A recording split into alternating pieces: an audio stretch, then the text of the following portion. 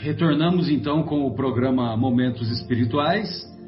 Agora iniciamos a segunda parte do nosso programa, dando continuidade ao capítulo Tragédias e Esperanças, capítulo 4 da segunda parte dessa obra maravilhosa há 2000 anos.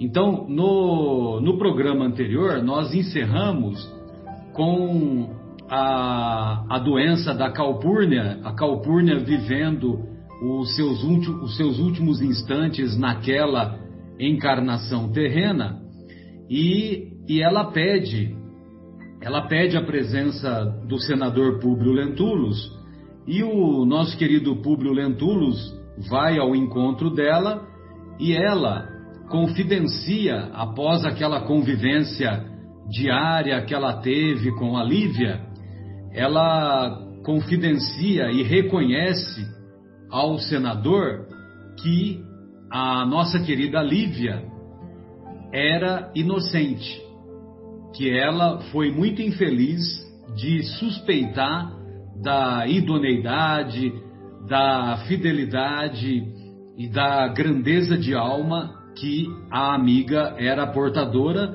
Só que naquele momento, quando a Lívia retorna, quando a família Lentulus retorna para Roma, ela não foi capaz de detectar essa pureza de coração que a Lívia demonstrava.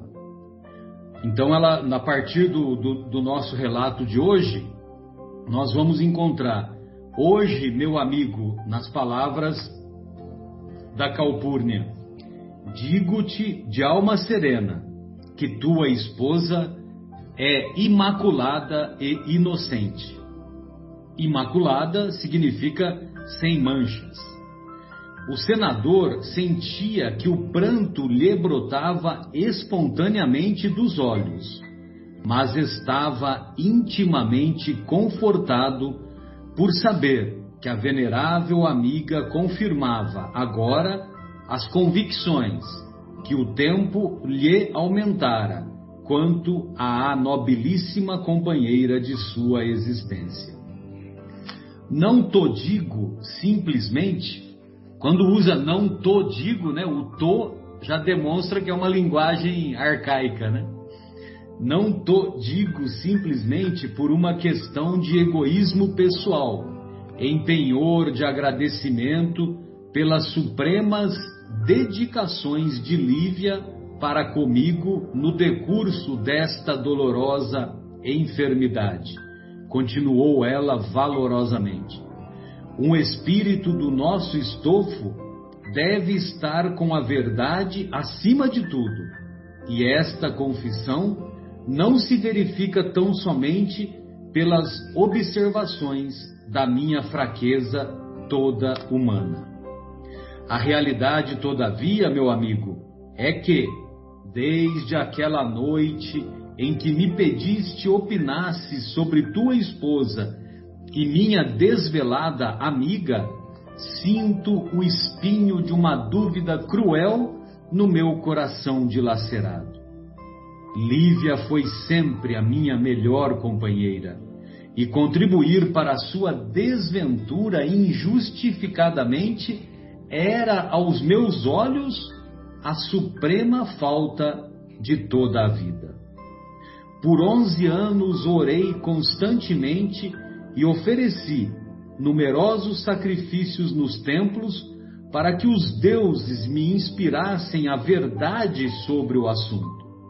E por todo esse tempo tenho esperado pacientemente a revelação do céu.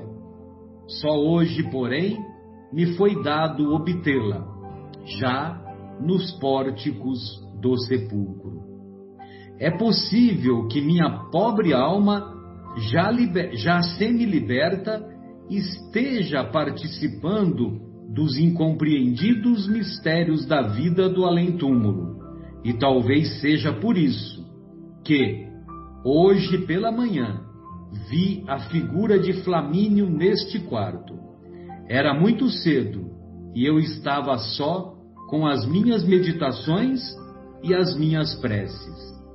Nesse ínterim, a palavra da enferma tornara-se entrecortada de profundas emoções que a dominavam, enquanto Públio Lentulus chorava em doloroso silêncio. Sim, prosseguiu Calpurnia, depois de longa pausa, no meio de uma luz difusa e azulada, vi Flamínio a estender-me os braços carinhosos e compassivos. No olhar, observei-lhe a mesma expressão habitual de ternura e na voz, o timbre familiar, inesquecível. Avisou-me que dentro de 2 dias penetrarei os mistérios indefassáveis da morte. Mas essa revelação do meu fim próximo não me podia surpreender, porque para mim, que há tantos anos vivo no meu exílio de saudades e sombras, acrescido das continuadas angústias da enfermidade longa e dolorosa, a certeza da morte constitui supremo consolo.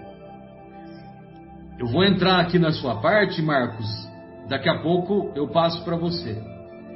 Confortada pelas doces promessas da visão, as quais me auguravam esse brando alívio para breves horas, perguntei ao espírito Flamínio sobre a dúvida cruel que me dilacerava há tantos anos.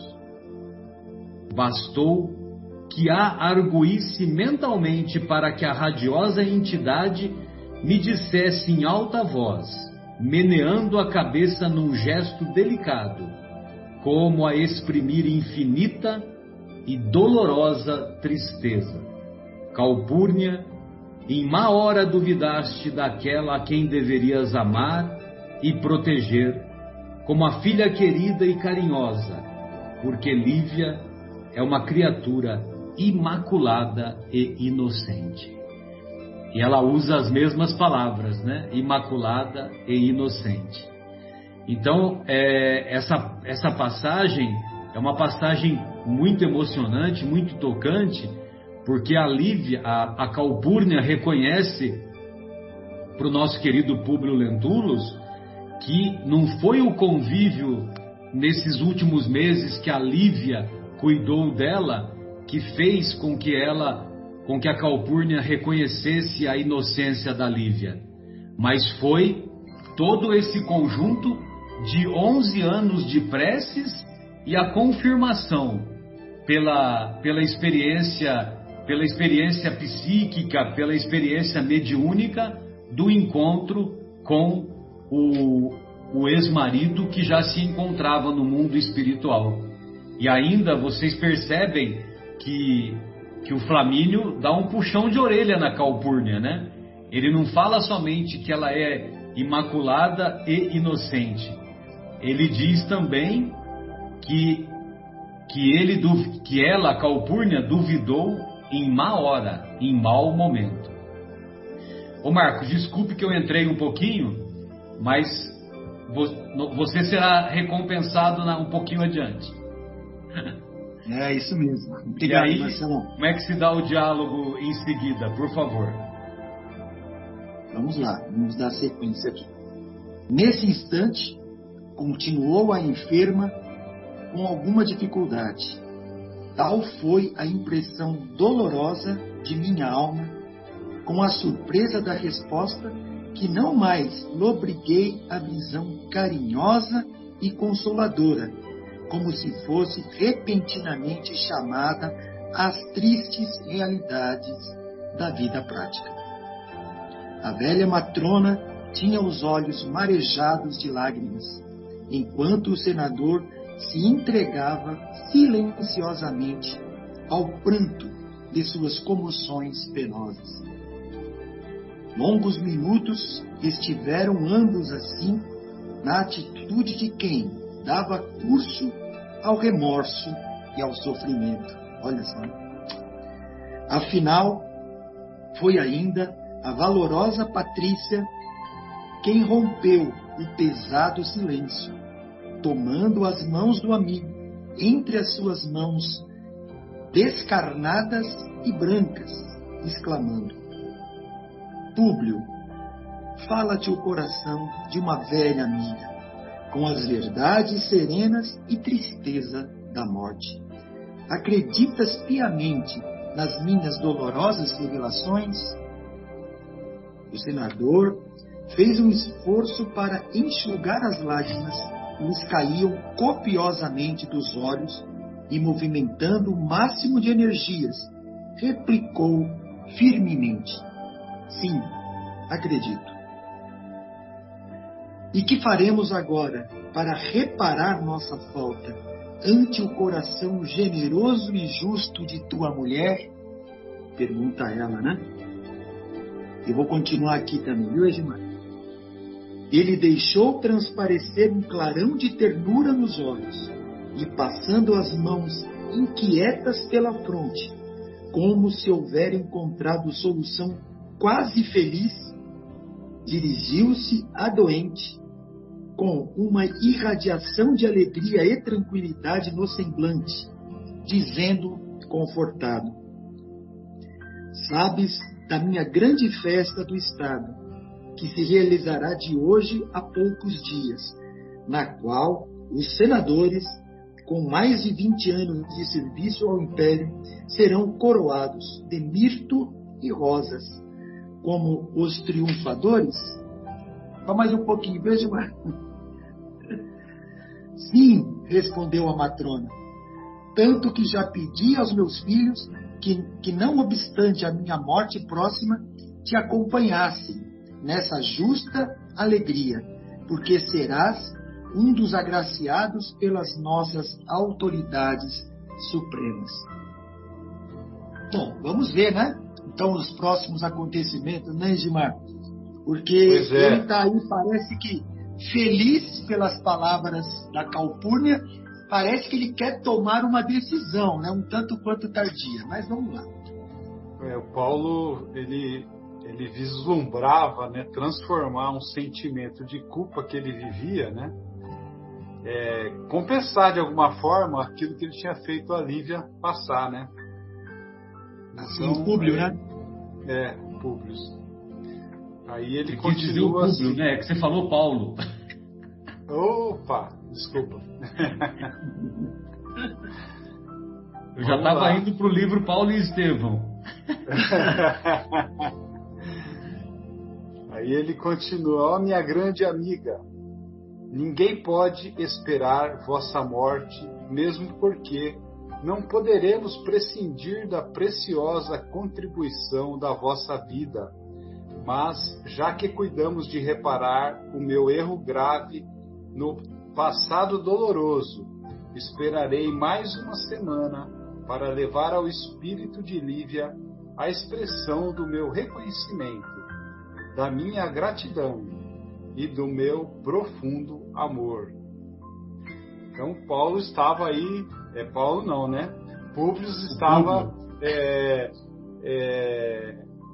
muito ansioso, né, para chegar a essa situação, né? E ele quis programar uma surpresa para ela, né? Ele quis programar uma surpresa. Vamos chamar de festa surpresa.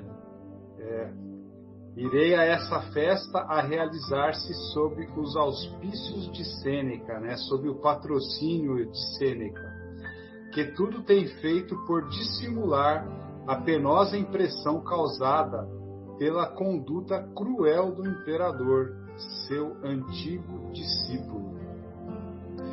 Depois de receber a coroa da suprema vitória de minha vida pública, trarei todas as condecorações aos pés de Lívia, com preito justo à sua angustiada existência de penosos sacrifícios domésticos. Então ele achava que isso seria minimamente suficiente para compensar a Lívia, né?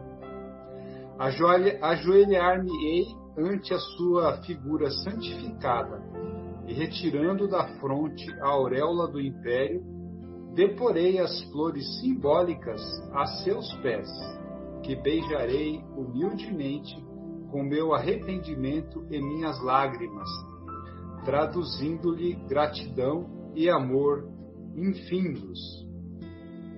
Calpurnia então continua: generosa ideia, meu filho, exclamou a enferma sensibilizada, e peço-te que a executes no momento oportuno.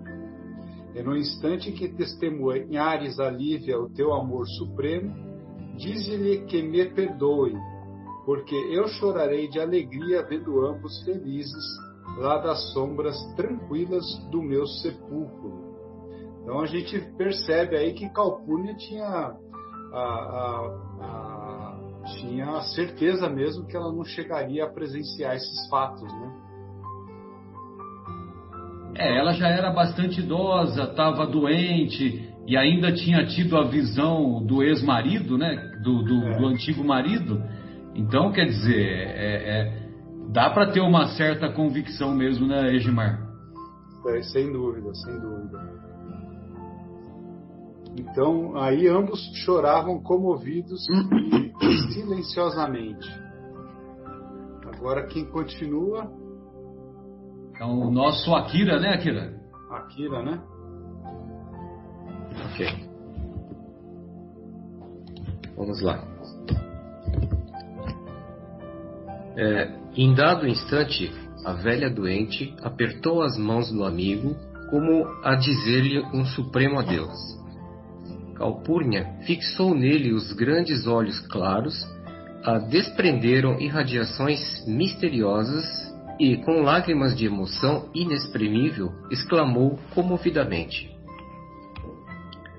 Públio, peço, não te esqueças do prometido. Ajoelha-te aos pés de Lívia como aos de uma deusa, de denúncia e de vontade. Não te importe com a minha partida deste mundo. Vai à festa do Senado, reparemos nossa falta grave, e agora, meu amigo, um último pedido. Vela por meus filhos, como se fossem teus. Ensina-lhes ainda a honradez, a fortaleza, a sinceridade e o bem. Um dia, todos nos reuniremos na eternidade.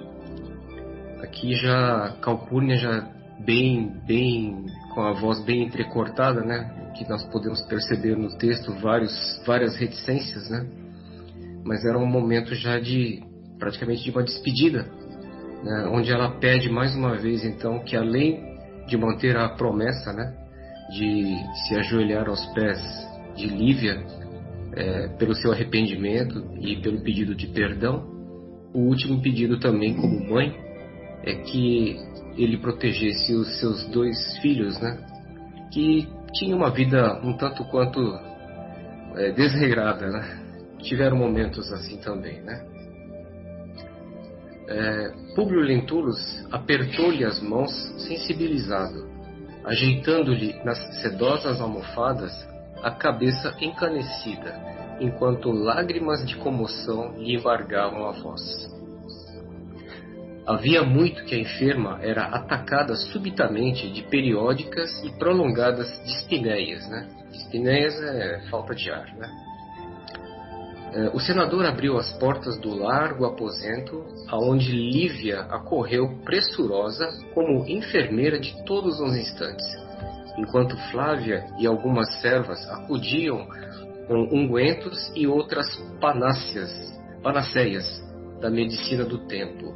Panaceias são simpatias, medicamentos artesanais, né? Tudo que naquela época, no entendimento do povo, poderia ajudar a enferma, né? Calpurnia, porém, parecia atacada pelas últimas aflições que a levariam ao túmulo. Por 24 horas consecutivas, o peito arfou sibilante, como se a caixa torácica estivesse prestes a arrebentar sob o impulso de uma força indomável e misteriosa. Ao fim de um dia... Sibilante é quando tem aquele chiado, né? Sabe aquelas crises de asma? Sim. Então, é semelhante a isso. Então, ela estava com falta de ar e ficava com aquela chiadeira constante, entendeu? E uma imagina, né? Na época, sem recursos, sem tratamento, Imaginem vocês a angústia da situação. Foi uma morte sofrida, né? Ao fim de um dia e uma noite de azáfama e angústias, a doente parecia haver experimentado ligeira melhora. A respiração fazia-se menos penosa e os olhos revelavam grande serenidade, embora todo o corpo estivesse salteado de manchas azuladas e violáceas, prenunciando a morte. Apenas a afônia continuava.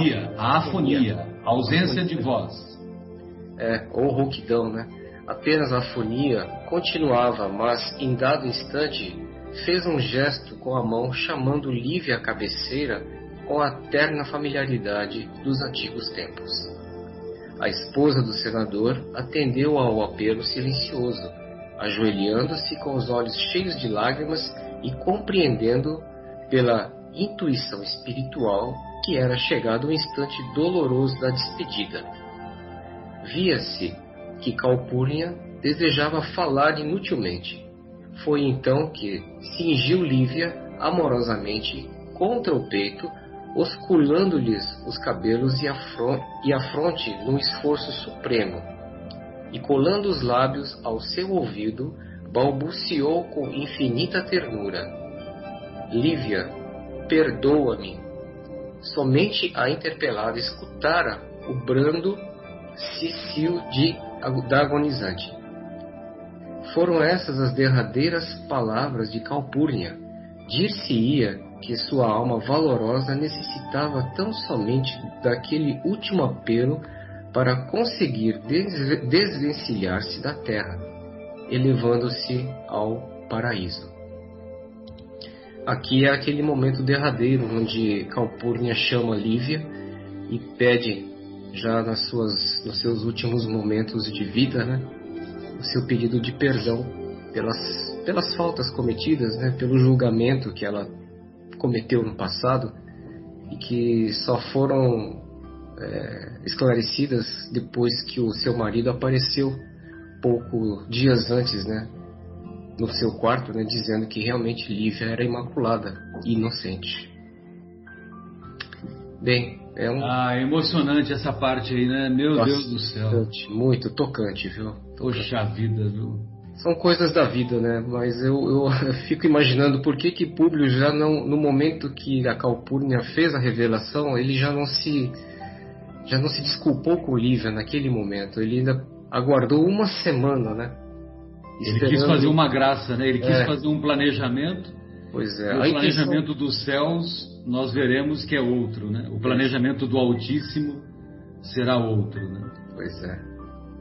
Eu diria que ele perdeu uma oportunidade, mas enfim, eu acho que era para ser assim, né?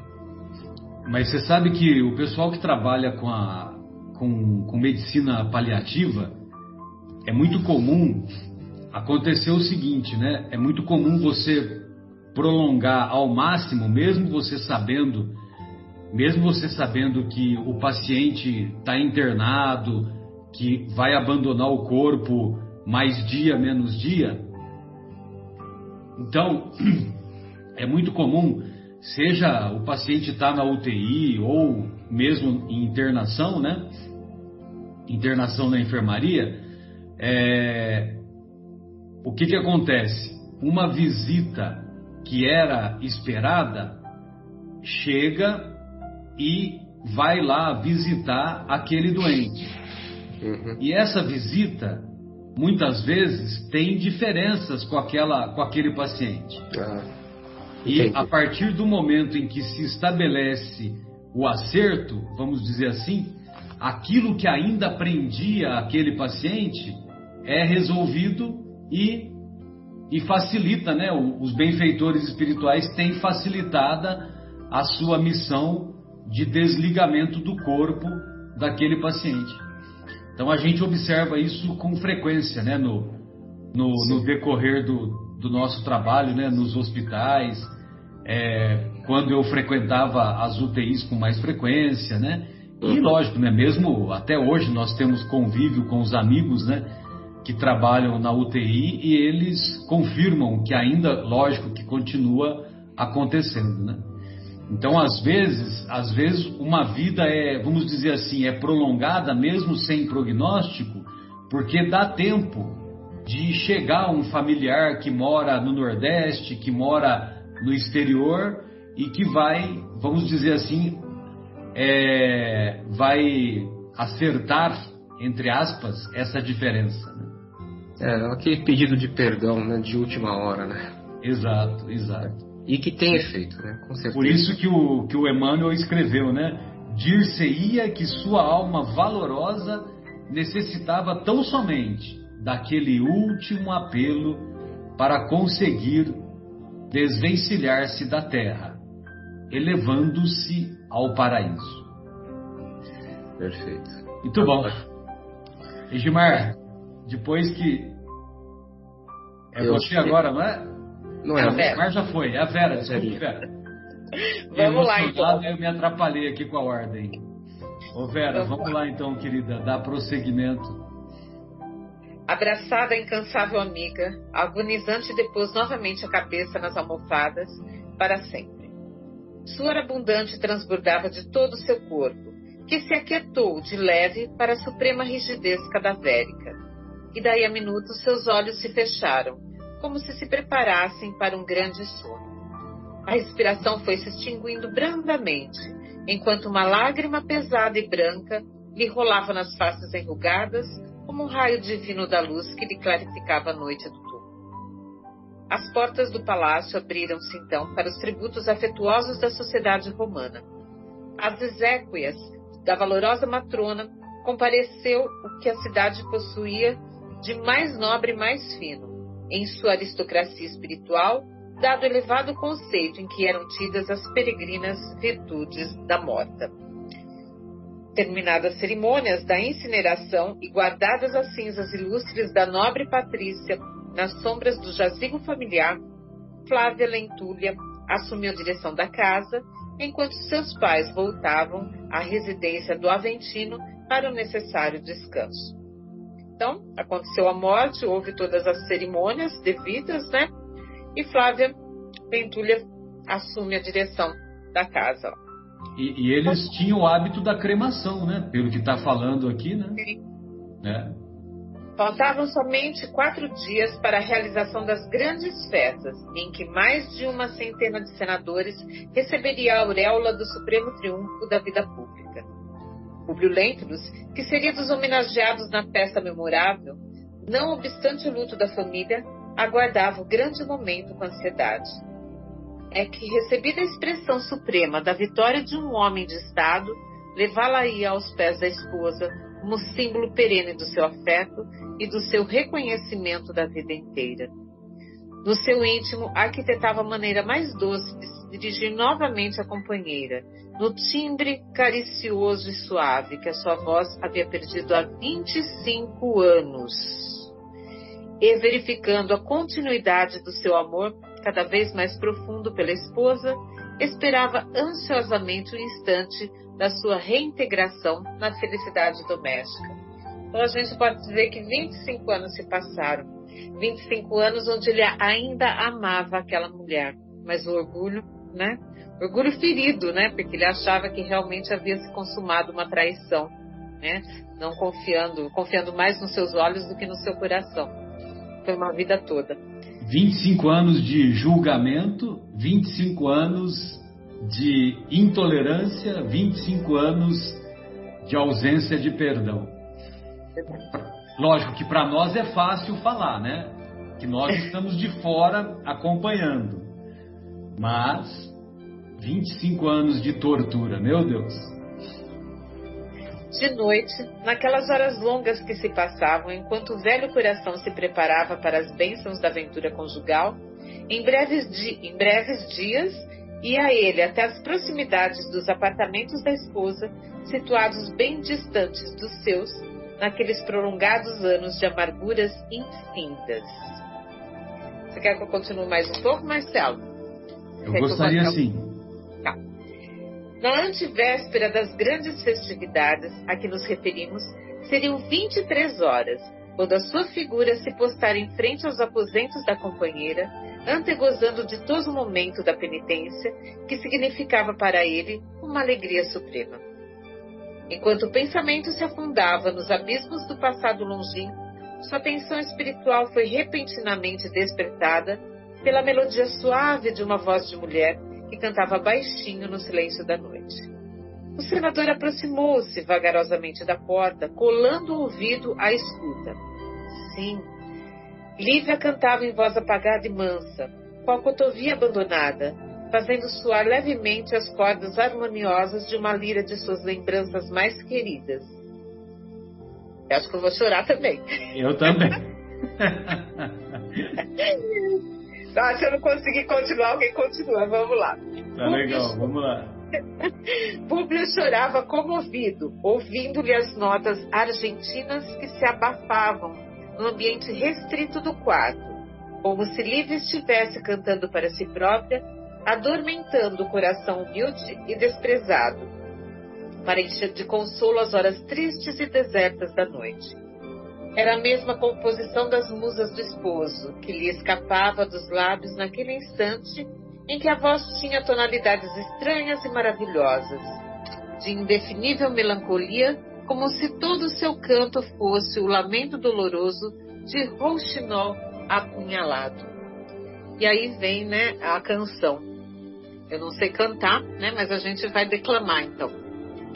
Alma gêmea da minha alma, flor de luz da minha vida, sublime estrela caída das belezas da amplidão. Quando eu errava no mundo, triste só no meu caminho, chegaste devagarinho e encheste-me o coração. Vinhas na bênção dos deuses, na divina claridade, tecer-me a felicidade em sorrisos de esplendor. És meu tesouro infinito, juro-te eterna aliança, porque sou tua esperança, como és todo o meu amor. Alma gêmea da minha alma, se eu te perder algum dia, serei a escura agonia da saudade dos seus véus. Se um dia me abandonares, luz terna dos meus amores, hei de esperar-te entre as flores da claridade dos céus. E ela vai esperar, né? E ela vai esperar da claridade dos céus. A Kira tá chorando. Quem mais tá aí? Eu tô quase. É muito lindo, né, gente? Nossa, você pensar, a gente acaba se envolvendo com a história. Mas que grandeza a alma dela, né, Vera? Porque ela, 25 anos, ela foi desprezada pelo orgulho do marido, né? Desprezada na própria casa, teve a convivência diminuída demais, né, com a própria filha, né? E aí agora, e mesmo assim, né, ela se comoveu e principalmente após a Calpurnia pedir perdão, ela se comove e vai cantarolar a canção que eles cantavam um para o outro lá quando eles se conheceram mais jovens, né? Imagine o Públio ouvindo tudo isso. Ouvindo tudo isso e sabendo que ela era inocente nesse momento. Imagina. Já sabendo que ela era inocente. Ele tinha que ter entrado no quarto essa hora, né? Exatamente, Marquinhos. Eu acho que se fosse eu já tinha arrebentado a porta. Já tinha dado uma voadora, né, Akira?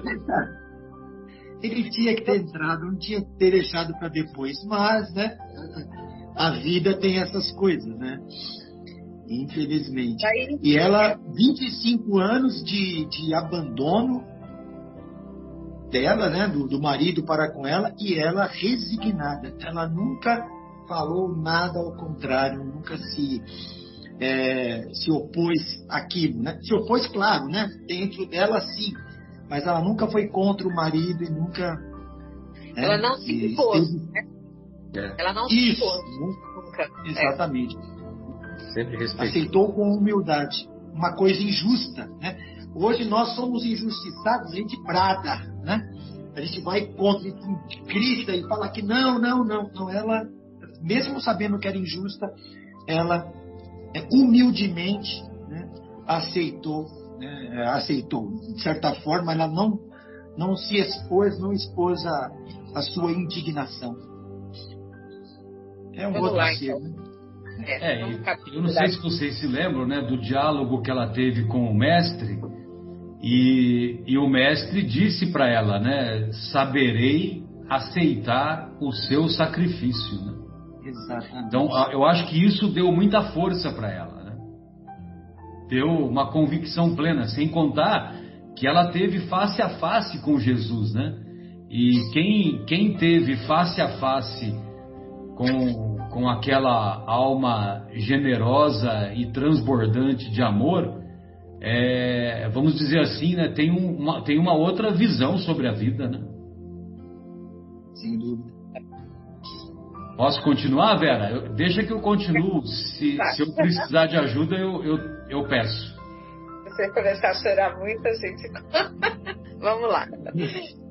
Daí a minutos, a voz harmoniosa calava, como se fora obrigada a um divino estacato, a uma divina pausa. O senador retirou-se então com os olhos marejados de lágrimas, refletindo consigo mesmo. Sim, Lívia, de hoje a 2 dias, hei de provar-te que foste sempre a luz da minha vida inteira. Beijarei teus pés com a minha humildade agradecida e saberei entornar no teu coração o perfume do meu arrependimento. Penetrando no aposento de Lívia, vamos encontrá-la genuflexa, ajoelhada, depois de haver deposto sobre um móvel predileto a lira das suas recordações. Ajoelha-se como sempre diante da cruz de Simeão, que nesse dia mostrava a seus olhos espirituais uma claridade mais intensa. Ou seja, ela já se encontrava numa conquista espiritual mais elevada e ela era capaz de enxergar no símbolo da cruz uma claridade mais intensa. E na primeira parte, aquela mensagem lá do reconhece-se o cristão pelas suas obras, né, o verdadeiro cristão, a mensagem é assinada por Simeão. Eu fico imaginando que é esse Simeão aqui, viu? Eu pensei a mesma coisa. O mártir da Samaria, né? Verdade. É que nós não temos a informação precisa, mas eu acredito que seja o mesmo Simeão. No curso de suas preces, ouviu a palavra do amigo invisível, cuja tonalidade profunda parecia gravar-se para sempre no imo, na intimidade da sua consciência. Filha, exclamava a voz amiga do plano espiritual, regozija-te no Senhor, porque são chegadas as vésperas da tua ventura eterna e imorredoura. Eleva o pensamento humilde a Jesus, porque não está longe o instante ditoso da tua gloriosa entrada no seu reino. Ainda ela teve essa experiência psíquica com o próprio Simeão, que veio alertá-la, veio preveni-la, veio informá-la que ela estava próxima da desencarnação. Ela certamente ela reconheceu isso, né? Porque ele falou para ela se regozijar e que ela ia entrar no reino, né? De maneira gloriosa. Ela já estava em outra vibe, né? Exatamente. Lívia deixou transparecer no olhar uma atitude de alegria e surpresa, mas cheia de confiança e fé na providência divina, guardou nos refolhos mais íntimos do coração o conforto daquelas palavras sacrossantas. Ou seja, ela guardou para si essa informação, esse estímulo, e acredito que nem para Ana, a sua amiga fiel, acredito que nem para Ana ela revelou essa experiência. Bem, amigos, então o capítulo Tragédias e Esperanças, ufa, pelo menos tivemos esperanças aqui, né? O capítulo Tragédias e Esperanças encerra-se e a partir da próxima semana iniciaremos o capítulo 5º, Nas Catacumbas da Fé e no Circo do Martírio. Alguém gostaria de fazer mais algum comentário? É muito emocionante, né? A gente imaginar a cena do senador espreitando a Lívia e surpreendendo a Lívia cantando a canção que ela sempre guardou no próprio coração, né? É lindo. E que era uma música para ele. Exatamente. Né? Isso que toca mais ainda. Exatamente. Quando eles se conheceram, eles cantavam um para o outro. Exato. Muito bonito. Edmar, gostaria de fazer mais algum comentário? Marcos, Vera? É muito emocionante. Realmente não tem palavras, né? Sem palavras. E você viu que as cerimônias elas devem ter durado uns 5 dias desde a morte da Calpurnia, porque você viu que houve a incineração, né? Houve o recolhimento das cinzas e agora vão ficar faltando 2 dias, né? Segundo a revelação aí do nosso querido Simeão, ele chega a falar 2 dias? Não, ele não fala, né? Não, ele não fala. Ele fala 2 dias. 2 dias é o Públio. Ah, sim, o Públio é que fala que faltavam 2 dias para ele executar o planejamento, a festa surpresa, né? Cumpriu a festa surpresa que ele programou para ela. E vamos ver se essa festa surpresa está em consonância com os planos do Altíssimo, né? Perfeito.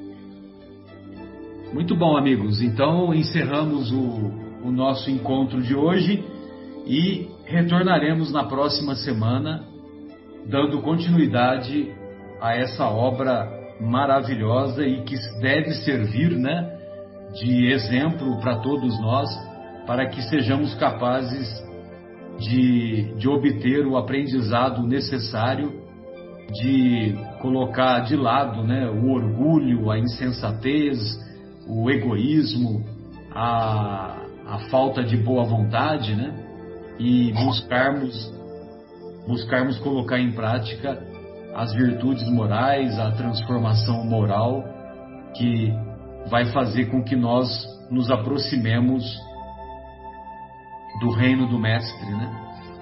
Ou pelo menos da porta estreita. Um beijo carinhoso a todos e, da minha parte, tchau.